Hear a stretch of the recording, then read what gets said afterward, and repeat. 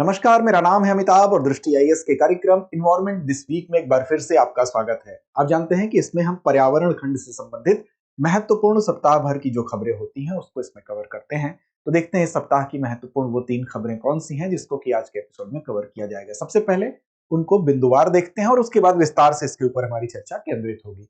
देखिए, सप्ताह की जो प्रमुख खबरें हैं उसमें पहली खबर हमारी है बायोस्टिमुलेंट्स पे। बायोस्टिमुलेंट्स जो होता है उस पर सरकार अंकुश लगाने के बारे में अब कदम उठा रही है। तो इस पर हम बात करेंगे विस्तार से और समझेंगे कि बायोस्टिमुलेंट्स होते क्या हैं और क्यों इस पर अंकुश लगाने की बात की जा रही है। इसी की वजह से ये चर्चा में आया है, तो सरकार अब इस पर निगरानी कर रही है। दूसरी खबर हमारी है एम्ब्रोसिया बीटल और फंगस।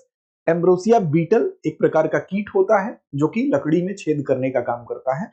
अब इससे केरल में जो रबर की कृषि है वो बहुत प्रभावित हो रही है, इसकी वजह से ये चर्चा में आया है। तो एम्ब्रोसिया बीटल और फंगस ये दोनों ज्वाइंट होके और रबर की कृषि को जो है नुकसान पहुंचा रहे हैं। कैसे पहुंचा रहे हैं, इसकी क्या विशेषता होती है, उसको हम समझने की कोशिश करेंगे।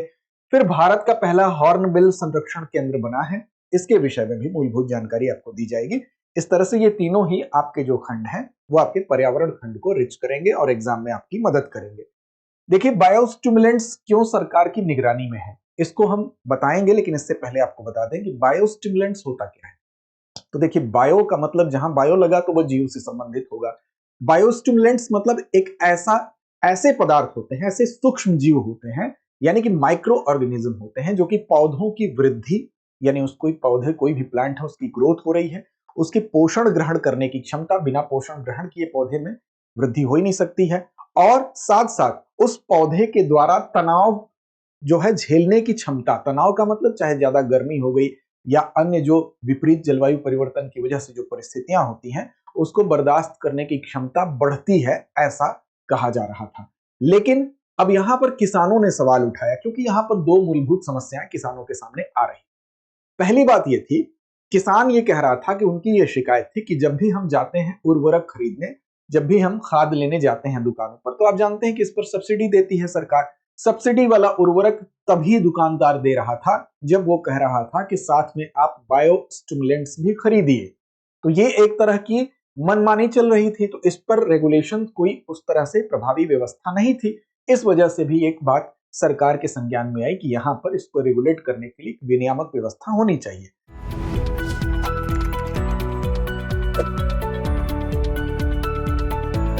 दूसरी बात आती है कि किसानों ने यह भी कहा कि जो दावे किए जा रहे हैं कि पौधों की वृद्धि, पोषण ग्रहण करने की क्षमता या तनाव सहन करने की क्षमता बायोस्टिमुलेंट्स की वजह से बढ़ रही है, तो इसमें कई किसानों ने यह भी कहा कि बायोस्टिमुलेंट्स की जो प्रभावशीलता है उस पर भी कहीं ना कहीं प्रश्न चिन्ह उन्होंने लगाया, उस पर भी सवाल उठाया कि वास्तव में ये इफेक्टिव है भी कि नहीं है। तो इसकी वजह से सरकार के मामले में सरकार ने इसका संज्ञान लिया और फिर यहां से ये चर्चा में आता है। तो बायोस्टिमुलेंट्स क्यों सरकार की निगरानी में, उसका मुख्य कारण तो आप समझ ही गए, क्योंकि मनमाने तरीके से जो है इसको जबरदस्ती बेचने की बात हो रही थी। तो कृषि मंत्री शिवराज सिंह चौहान जी ने सभी राज्य के मुख्यमंत्रियों को लेटर लिखा और यह भी कहा कि जो बायोस्टिमुलेंट्स है और इसके साथ साथ नैनो फर्टिलाइजर को भी, नैनो फर्टिलाइजर भी आप जानते ही होंगे कि जो फर्टिलाइजर होता है उससे उसकी तुलना में बहुत ज्यादा इसके जो कण होते हैं वो छोटे होते हैं, नैनोमीटर में इसके कण होंगे, 1 से लेकर 100 नैनोमीटर तक इसके कण होते हैं। तो इसका मतलब बहुत छोटा कण जो होता है तो क्या होता है, पौधों के अंदर जो है आसानी से घुल जाता है पौधों की जड़ों के माध्यम से, और ये पोषक तत्व तो पौधों के अंदर आसानी से हम कह सकते हैं उसका प्रवाह होता है, जिससे उनकी वृद्धि बेहतर होती है, उनका पोषण बेहतर होता है। उसी प्रकार बायोस्टिमुलेंट्स, तो यहां बात हम बायोस्टिमुलेंट्स की कर रहे हैं जो कि एक ऐसे पदार्थ या सूक्ष्म जीव होते हैं जो पौधों की वृद्धि, पोषण ग्रहण करने की क्षमता, तनाव सहने की क्षमता को बढ़ाते हैं, ऐसा कहा जाता है।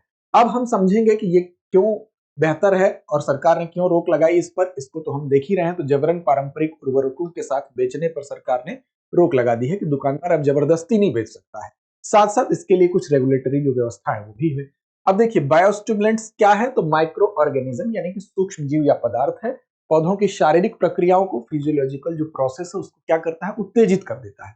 यानी कि उनका जो भी फिजियोलॉजिकल प्रोसेस है वो क्या होगा, और ज्यादा उसमें गति देखने को मिलेगी। तो उससे फायदा क्या होगा, जो उपज होगी वो बढ़ जाएगी और इसके साथ साथ ये होगा कि उसकी जो गुणवत्ता है, क्वालिटी है, वो भी बढ़ाने में मदद करता है। लेकिन आपको ध्यान ये रखना है कि देखिए, इसकी जो श्रेणी है ये ना तो कीटनाशक है और ना ही ये उर्वरक है।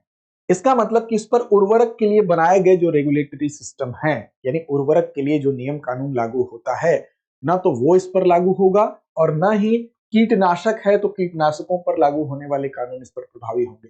दोनों ही श्रेणियों में ये नहीं आता है। लेकिन फिर भी ये पौधे की पोषण क्षमता, वृद्धि, तनाव सहनशीलता को बढ़ा रहा है। तो आमतौर पर अब देखिए इसका निर्माण कैसे होता है। अगर इसके निर्माण की बात की जाए तो जो पौधों के अपशिष्ट होते हैं या समुद्री शैवाल के अर्क होते हैं, उससे इसका निर्माण होता है। यानी कि जैसे मान लीजिए कोई भी पौधे हैं, उस पौधे का अपशिष्ट का मतलब पौधे का जो भी उसकी तना पत्तियां हैं उसके अपशिष्ट को ले लिया गया, या कोई फल हो गई, सब्जियां हो गए। अगर बड़ी जगहों पर जैसे मान लीजिए घर में आप फल और सब्जियों का इस्तेमाल करते हैं, उसका छिलका हो गया या उसके जो भी अपशिष्ट हो गए आप उसको फेंकते हैं। लेकिन जहां सोचिए जहां पर उद्योग होगा वहां पर फल और सब्जियों का छिलका कितनी बड़ी मात्रा में निकलता होगा। तो इस अपशिष्ट को इकट्ठा करके उसको प्रोसेसिंग उसकी की जाती है, और प्रोसेसिंग करने के बाद उसके अंदर के जो भी ऐसे यौगिक होते हैं जो लाभकारी होते हैं पौधों के लिए, उसको निकाल लिया जाता है। और फिर पौधों को विकास में चूंकि वो बढ़ावा देते हैं यौगिक, तो उनका इस्तेमाल कर लिया जाता है। इसी तरह से जो समुद्री शैवाल होती है, समुद्री शैवाल के अंदर से भी जो उसके पोषक तत्व हैं, ये भी इसी प्रक्रिया के तहत, प्रोसेसिंग के तहत ही निकाले जाते हैं, जो कि पौधों की जड़ें उससे मजबूत होंगी, उनकी पत्तियां जो है वो ज्यादा हरी होंगी और बीमारियों से बचाने में भी मदद करेंगी। तो इस प्रक्रिया के माध्यम से अब इसमें कौन कौन से प्रमुख तत्व होते हैं जो पौधों के लिए ये जो इस प्रक्रिया से प्रोसेसिंग करके निकाले जाते हैं, उसमें कौन कौन से यौगिक हो सकते हैं जो पौधों के लिए लाभकारी हो सकते हैं। तो इसमें देखिए कई यौगिक हो सकते हैं। जैसे मान लीजिए एक तो एमिनो एसिड हो गया, एमिनो एसिड होता है, ये भी लाभकारी होता है। एमिनो एसिड के अलावा और कौन सा तत्व होगा जो लाभकारी होगा, तो आप देखें कुछ हार्मोन्स भी ऐसे होते हैं, कुछ विटामिन होते हैं, जैसे कि ऑक्सिन, ऑक्सिन देख लें। इसके अलावा साइटोकाइनिन देख लें, साइटोकाइनिन भी इसमें होता है। तो ये ऑक्सिन हो गया, साइटोकाइनिन हो गया, ये सभी चीजें क्या होती हैं, लाभकारी होती हैं। अब इसको क्या किया जाएगा, प्रोसेसिंग करके निकाल लिया जाएगा और उसके बाद इसका इस्तेमाल किया जाता है, जिससे कि पोषण भी बढ़ता है, उसकी उपज की गुणवत्ता भी बढ़ती है और तनाव सहन करने की क्षमता भी बढ़ती है। अब समस्या ये आ रही थी, कानूनी खामी थी, और कानूनी खामी की वजह से क्या हो रहा था कि ना तो ये उर्वरकों की श्रेणी में आ रहे थे और न ही कीटनाशकों की श्रेणी में। इसीलिए बिना किसी सरकारी रोक टोक के इनकी जो बिक्री है वो मनमाने तरीके से खुले बाजार में बिक्री इसकी हो रही थी। अब इस पर कोर्ट ने भी, न्यायालय ने भी, माननीय न्यायालय ने 2011 में टिप्पणी की थी।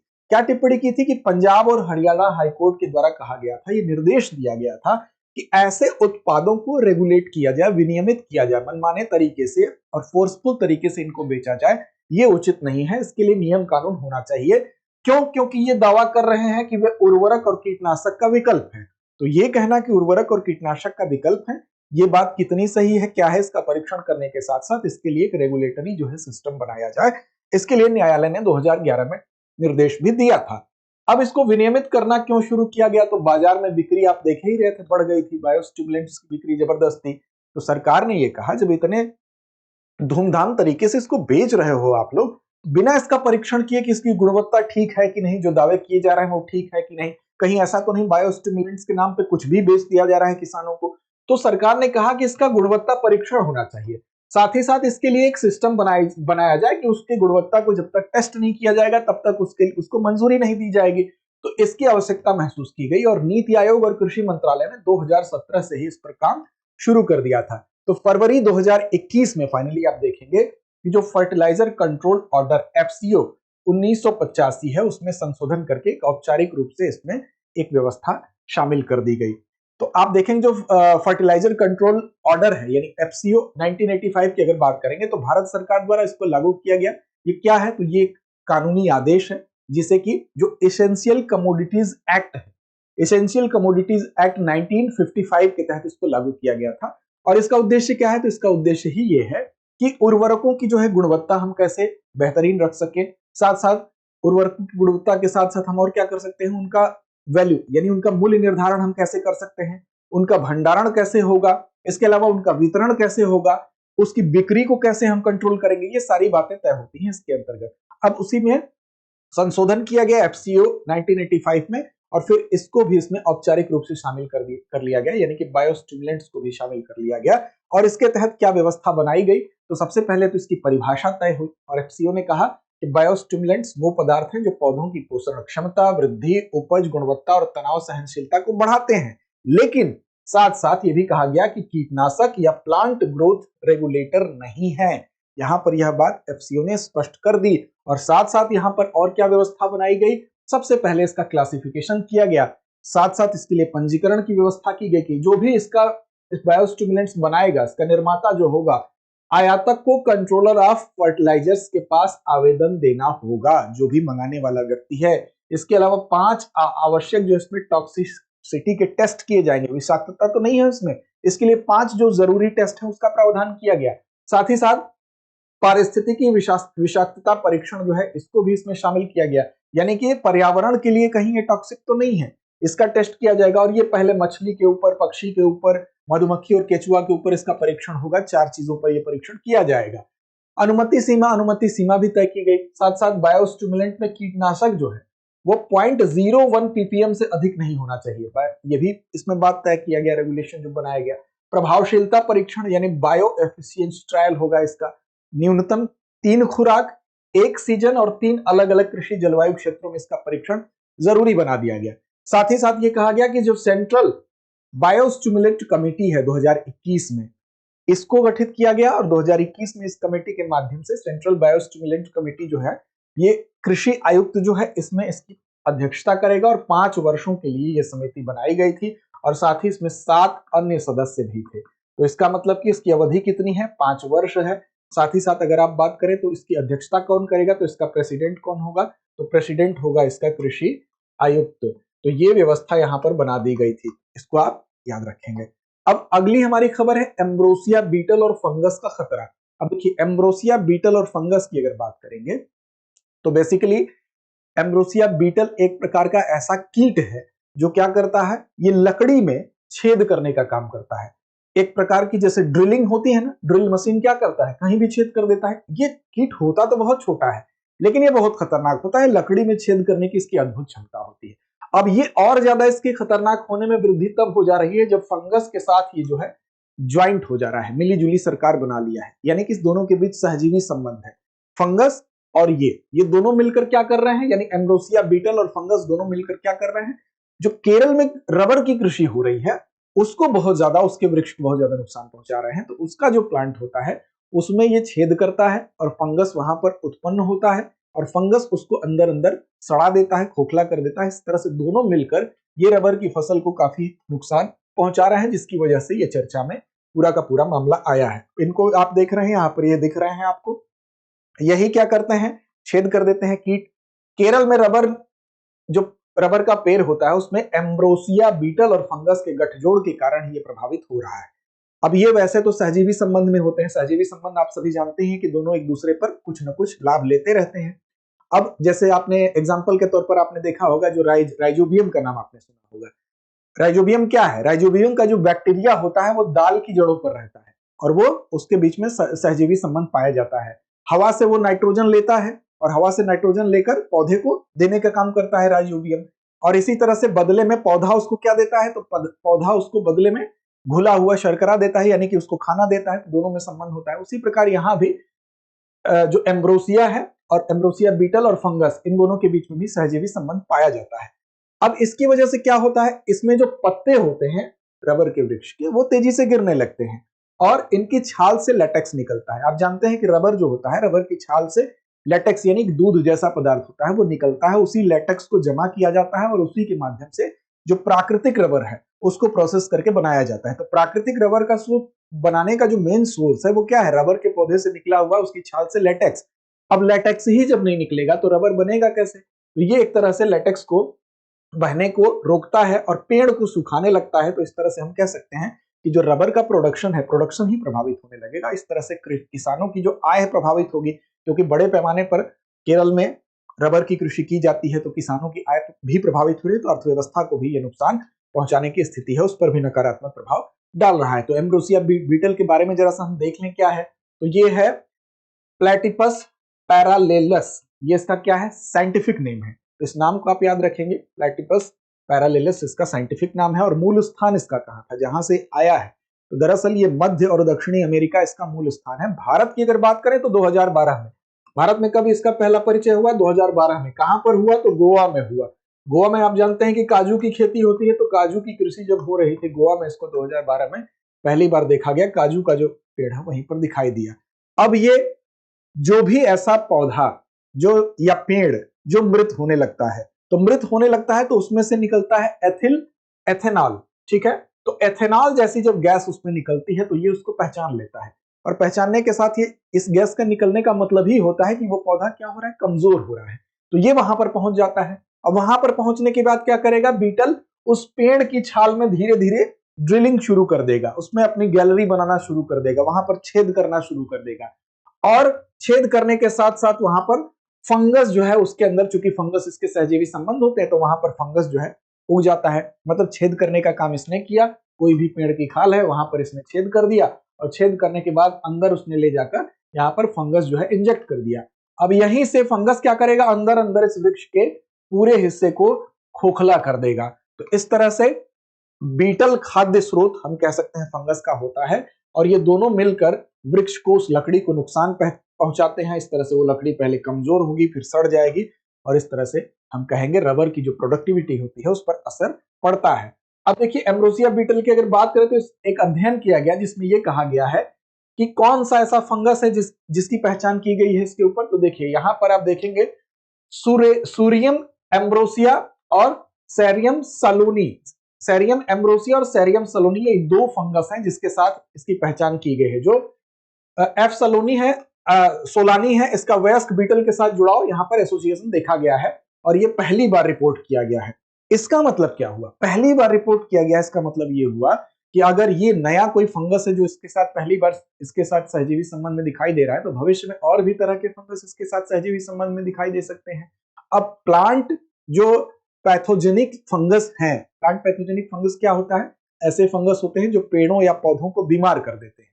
तो अगर एम्ब्रोसिया बीटल नामक कीट पेड़ की छाल में सुरंगें बनाकर अंदर जाता है, और साथ में एक खास तरह का फंगस भी वहां छोड़ता है, और भविष्य में अगर प्लांट इस प्रकार के जो पौधों को नुकसान पहुंचाने वाले यानी प्लांट पैथोजेनिक फंगस अगर वो उसके अंदर इंजेक्ट करेगा, तो ही इस बात से इनकार नहीं किया जा सकता है कि भविष्य में और भी दूसरे तरह के फंगस जो और खतरनाक हो, तो वो पेड़ों के साथ साथ जीव जंतुओं को भी नुकसान पहुंचा सकते हैं। तो इसीलिए ये चिंता बढ़ रही है।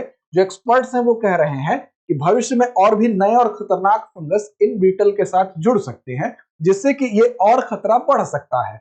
अब रबर के पेड़ को कैसे प्रभावित करता है ये हम आपको बता चुके हैं। उसकी संरचना के अंदर ये प्रवेश कर जाता है ड्रिल करके, और उसके बाद इसको अंदर अंदर खोखला कर देता है। लेटेक्स के उत्पादन में गिरावट आती है, पत्तों का झड़ना, पेड़ सूखना, ये सब होता है, और इस रोग का इलाज भी कठिन है, इसलिए और ज्यादा ये खतरनाक होता है। अब एक बार फंगस अगर अंदर पहुंच गया तो कीटनाशक या फफूंदनाशक कोई भी आप कुछ भी डाल दें उस पर असर नहीं होता है। अब ये कहा जा रहा है कि जो सुसेरियम जो है, इस प्रकार के फंगस अगर इस पे उसके संग इसका सहजीवी संबंध हो जाएगा, जिसको अभी आपको बता रहे थे, तो उससे क्या होगा, ये मानव के लिए भी, मेढक के लिए भी हानिकारक हो सकता है। अभी जो केवल रबर के पेड़ और अन्य पेड़ों तक ही है, तो मानव, मेढक, मकड़ी जैसे जीवों को भी संक्रमित कर सकते हैं, और अन्य फसलों को भी खतरा है। अन्य बहुत सारी फसलें हैं जो कि इससे प्रभावित हो रही हैं। तो हम ये भी नहीं कह सकते कि केवल एक ही फसल को खतरा है। बहुत सारे ऐसे वृक्ष हैं, पेड़ हैं जिसको भारी नुकसान ये पहुंचा सकते हैं। कोई भी नया और ज्यादा हानिकारक अगर फंगस इससे ऐड होता है, क्योंकि फंगस जो है वो एंजाइम छोड़ते हैं, और वही एंजाइम अंदर अंदर पूरी लकड़ी को खोखला करता है। लेटेक्स उसी एंजाइम की वजह से रिसना ही बंद हो जाता है, तो रबर का प्रोडक्शन कम हो जाता है। अब जड़ से लेकर हम कह सकते हैं उसकी जड़ों से जो पानी की सप्लाई होती है, जो भी पोषक तत्वों की सप्लाई उस वृक्ष में होती है, वो पूरी श्रृंखला ही प्रभावित हो जाती है इसी फंगस की वजह से। तो ड्रिल करने का काम कीट किया, और अंदर का सारा नुकसान पहुंचाने का काम फंगस किया। और केवल यही रबर ही नहीं, आप देखेंगे तो काजू हो गया, नारियल हो गया, कॉफी हो गया, आम हो गया, इसके अलावा चाय हो गया, इन सब चीजों में भी ये नुकसान पहुंचाने का काम कर चुका है। बीटल अभी तक 80 से ज्यादा प्रजातियों के पेड़ों को संक्रमित कर चुका है, तो इसकी व्यापकता को भी आप देख सकते हैं। अगली हमारी खबर है भारत का पहला हॉर्नबिल संरक्षण केंद्र। देखिए भारत का पहला हॉर्नबिल संरक्षण केंद्र है, इसलिए इंपॉर्टेंट है। आप देख लीजिए हॉर्नबिल, इस पक्षी को आप देखिए, इसकी विशेष प्रकार की चोंच होती है। इसके विषय में आपको विस्तार से हम बता चुके हैं, लेकिन चूंकि इसके लिए एक विशेष सेंटर बनाया गया है, भारत में पहला है, तो यह खबर आपके लिए फिर से महत्वपूर्ण होती है। कहां पर बनाया गया है, तो तमिलनाडु सरकार ने भारत के पहले हॉर्नबिल संरक्षण केंद्र यानी कि centre of excellence for hornbill conservation की स्थापना की घोषणा कर दी है। इसके लिए फंड भी यहाँ पर बताया जा चुका है कि जारी हो चुका है। अब कोयम्बटूर जिले में, तमिलनाडु में जो कोयम्बटूर डिस्ट्रिक्ट है, वहीं पर अन्नामलाई टाइगर रिजर्व है, एटीआर है, वहीं पर यह स्थापित किया जाएगा, इस बात की घोषणा कर दी गई है। विशेष इसलिए है कि भारत का पहला होगा centre of excellence for hornbill conservation. Hornbill जो है ये संकट की स्थिति में है, इनको बचाना भी जरूरी है, तो इसीलिए इनकी इंपॉर्टेंस है। अब देखिए, जंगल का किसान इसको कहा जाता है। क्यों कहा जाता है? क्योंकि ये जो बीज होते हैं, जो फार्मर्स ऑफ द फॉरेस्ट कहा जाता है, उसको फैलाने का काम करते हैं। और जंगलों में जगह जगह जो बीज फैलेंगे तो उससे क्या होगा? जंगलों का पुनर्जीवन जो है उसके लिए महत्वपूर्ण होता है। तो हम कह सकते हैं कि जैव विविधता के लिए भी ये महत्वपूर्ण है। हॉर्नबिल संरक्षण केंद्र की अगर बात करें तो 1 करोड़ की राशि endangered species conservation corps fund, एक प्रकार का ये फंड है जिससे स्वीकृत किया गया है। अब प्रमुख गतिविधियों की अगर बात करेंगे तो देखिए, हॉर्नबिल के आवास का यहाँ पर मानचित्रण किया जाएगा। इस सेंटर में क्या होगा? इसका जो भी आवास है उसका मानचित्रण किया जाएगा। इसमें स्थानीय लोगों की भी सहायता ली जाएगी। इनकी जो घोंसले हैं, घोंसलों की निगरानी की जाएगी, यानी कि उसकी मॉनिटरिंग की जाएगी। साथ ही साथ वैज्ञानिक अनुसंधान, जलवायु प्रभाव, इसका भी आकलन किया जाएगा कि इनके ऊपर इसका क्या प्रभाव पड़ रहा है। अंजीर और कैनारियम इस जैसे स्थानीय पेड़ों का रोपण किया जाएगा। अब देखिए, अंजीर और कैनारियम की अगर बात करेंगे तो अंजीर की कई प्रजातियां होती हैं जो कि जिनको कीस्टोन स्पीसीज के तौर पर देखा जाता है। अंजीर इसलिए इसके लिए महत्वपूर्ण है क्योंकि ये अंजीर को बहुत पसंद करता है, अंजीर खाता है, और अंजीर में पोषक तत्व भी होते हैं। अंजीर काफी, हम कह सकते हैं कि एक तरह से बारहमासी टाइप का है, हमेशा उपलब्ध भी रहता है। तो अंजीर जितना ज्यादा होगा इसके लिए उतना फायदेमंद होगा।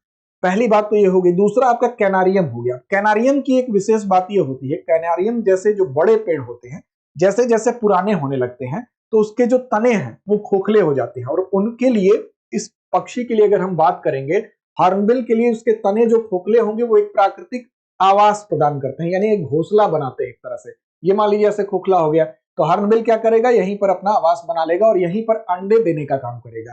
तो जो कैनारियम का वृक्ष है वो जितना ज्यादा होगा तो इनकी संख्या उतनी ज्यादा सुरक्षित होगी, उनकी संख्या में वृद्धि होगी। तो घोंसला बनाएगा, वहां पर अंडे देगा। तो स्थानीय लोगों को इस प्रकार के जो घोंसले हैं उनको गोद लेने की व्यवस्था, यानी कि नेस्ट अडॉप्टेशन कार्यक्रम भी शुरू करने के और उसके साथ लोगों के जुड़ने के लिए यहाँ पर व्यवस्था की जाएगी। साथ ही साथ छात्रों को भी जागरूक किया जाएगा, उनको छात्रवृत्तियां दी जाएंगी। बीज संग्रहण, यानी कि बीजों का संग्रहण किया जाएगा इस प्रकार के वृक्षों को लगाने के लिए, ताकि आजीविका के अवसर भी लोगों को मिले और साथ साथ इसका संरक्षण भी हो सके। स्कूल के बच्चों के लिए भ्रमण भी कराया जाएगा, इसकी स्थिति को दिखाई जाएगी। यहाँ पर जब संरक्षण केंद्र बनेगा, यहाँ पर इस संरक्षण केंद्र में बीजों का भी संरक्षण होगा। फिर वन विभाग के कर्मचारियों को ट्रेनिंग भी यहाँ पर दी जाएगी। तो ये इन स्थान पर किए जाने वाले डिफरेंट वो काम है जो यहाँ पर किए जाएंगे। अब यहाँ पर जैसा कि आपको बताया गया कि इनके आवास का मानचित्रण होगा। मानचित्रण के अलावा जो वृक्ष होंगे उनकी जियो टैगिंग की जाएगी। इसके अलावा आप देख सकते हैं बहुत सारी चीजें इसमें स्टडी होगा, फेनोलॉजिकल स्टडी होगा, यानी कि जो ऋतुओं के अनुसार, ऋतु चक्र के अनुसार जो वनस्पतियों का अध्ययन है उसको फेनोलॉजिकल स्टडी किया जाता है, वो भी यहाँ पर होगा। समुदाय आधारित संरक्षण कार्यक्रम होगा। इन सारी चीजों को इस संरक्षण केंद्र में किया जाएगा और यहाँ पर हॉर्नबिल को जो है सुरक्षित रखने का प्रयास होगा। अब इसमें सहयोगी संस्थाएं भी हैं, जैसे सालिम अली पक्षी विज्ञान प्राकृतिक इतिहास केंद्र सहयोग करेगा, नेचर कंजर्वेशन फाउंडेशन करेगा, wild life institute of India करेगा, अब IUCN का हॉर्नबिल विशेषज्ञ समूह करेगा। और साथ साथ इसमें समुदाय भागीदारी पर जोर दिया जाएगा। इसका मतलब है कि यहाँ पर लोगों को भी इससे जोड़ने की कोशिश की जाएगी, उनकी सहभागिता के माध्यम से इसके संरक्षण का प्रयास किया जाएगा। अन्नामलाई टाइगर रिजर्व, चूंकि इसका चुनाव किया गया है, क्यों किया गया है? तो यहाँ पर अगर आप देखेंगे तो चाहे जिन दो वृक्षों की हम बात कर रहे थे, अंजीर की प्रजातियों की बात कर रहे थे या कैनारियम जैसे बड़े वृक्षों की बात कर रहे थे, वो यहाँ पर अनुकूल है। तो हम कह सकते हैं जिस पारिस्थितिक तंत्र को हम चाहते हैं हॉर्नबिल के लिए, वो यहाँ पर अनुकूल रूप से मौजूद है। संरक्षण ढांचा, जो मौजूद संरक्षण ढांचा चाहिए हमको उनके हॉर्नबिल के संरक्षण के लिए, वो यहाँ पर पहले से मौजूद था, इसलिए इसका चुनाव किया गया है। साथ ही साथ जैव विविधता भी है। बाघ, हाथी, लायन, टेल्ड मकाक जैसे संकटग्रस्त प्रजातियों की सफलतापूर्वक पहले भी रक्षा की जा चुकी है। तो एक इसकी हिस्ट्री भी समृद्ध रही है, यानी कि यहाँ पर आसानी से इसको संरक्षित किया जा सकता है। और इसके अलावा भी कुछ ऐसे स्थान हैं जहां पर संरक्षण का काम हॉर्नबिल के लिए किया जाएगा, जैसे Kalakkad Mundanthurai tiger reserve, Sathyamangalam tiger reserve, Kanyakumari जिला के भी कुछ हिस्से हैं जहां पर हॉर्नबिल के संरक्षण को किया जाएगा। तो ये हमारी प्रमुख खबरें थी। अब अंत में बारी अभ्यास प्रश्न की आती है और अभ्यास प्रश्न की जिम्मेदारी आप पर हम छोड़ते हैं। कमेंट बॉक्स में आपने बहुत सही जवाब दिया है पिछले एपिसोड में, हमें विश्वास है कि इसका भी सारा सही जवाब आप ठीक तरीके से दे लेंगे। पहला प्रश्न आपके लिए छोड़ते हैं, बायोस्टिमुलेंट्स का मुख्य उद्देश्य क्या होता है? विकल्प आपके सामने है, कीटों को मारना, विकल्प बी है फसलों की वृद्धि और उत्पादकता बढ़ाना, विकल्प सी है मृदा की उर्वरता को कम करना, विकल्प डी है पौधों को रोगग्रस्त बनाना। दूसरा प्रश्न है एम्ब्रोसिया बीटल और फंगस के गठजोड़ से रबर के पेड़ में कौन सी समस्या देखी गई है? विकल्प ए फलों का आकार बढ़ना, विकल्प बी पत्तों का तेजी से गिरना, विकल्प सी जड़ों की मजबूती बढ़ना, विकल्प डी फूलों की संख्या बढ़ना। तीसरा प्रश्न है आपके लिए कि भारत का पहला हॉर्नबिल संरक्षण उत्कृष्टता केंद्र कहां स्थापित किया जा रहा है? Periyar tiger reserve, Mudumalai tiger reserve, Annamalai tiger reserve या साइलेंट वैली राष्ट्रीय उद्यान। तो हमें उम्मीद ही नहीं विश्वास है कि इन तीनों ही प्रश्नों के सही और सटीक जवाब आप कमेंट बॉक्स में जरूर देंगे। लड़ते रहें, अपने लक्ष्य की ओर बढ़ते रहें। डियर व्यूअर्स, अपने एग्जाम की तैयारी को और बेहतर करने के लिए हमारे चैनल को लाइक, शेयर और सब्सक्राइब करना न भूलें।